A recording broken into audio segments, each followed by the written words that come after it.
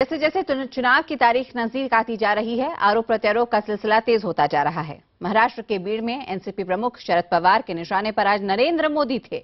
आज की रैली में पवार ने गुजरात दंगों के लिए अप्रत्यक्ष रूप से गुजरात के मुख्यमंत्री नरेंद्र मोदी को जिम्मेदार ठहराया।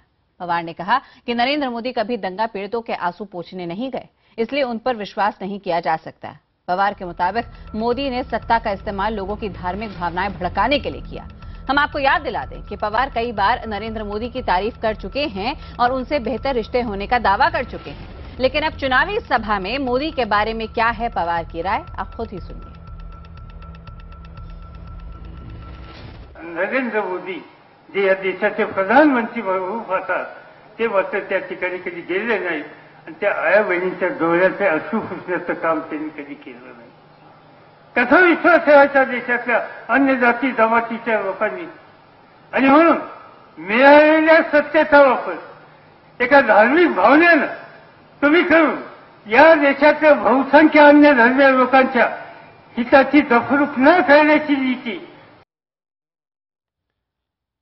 और इस खबर पर ज्यादा जानकारी के लिए सीधे रुख करते हैं हमारे संवाददाता विवेक गुप्ता का। विवेक, ये यू टर्न कैसे? बार बार ये शरद पवार एनसीपी के प्रमुख हैं, साफ तौर पे उन्होंने सार्वजनिक तौर पर नरेंद्र मोदी की तारीफ की है और बीजेपी की तारीफ की है, लेकिन अचानक यू टर्न होने से कई सवाल खड़े हो गए हैं।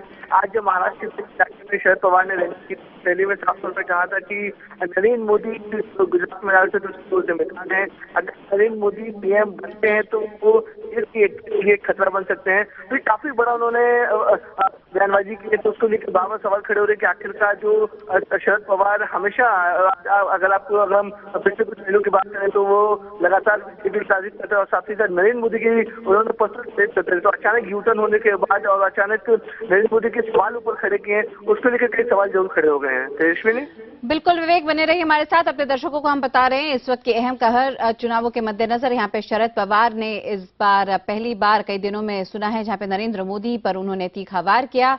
अप्रत्यक्ष रूप से शरद पवार ने कहीं ना कहीं नरेंद्र मोदी को जिम्मेदार ठहराया गुजरात दंगों के लिए।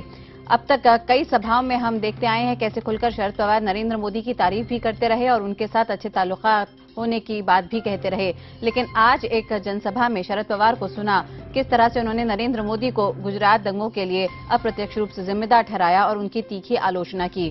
उन्होंने साफ कहा कि सत्ता का इस्तेमाल नरेंद्र मोदी ने किया है धार्मिक भावनाओं को भड़काने के लिए। ऐसी कई बातें शरद पवार के तरफ से नरेंद्र मोदी के लिए।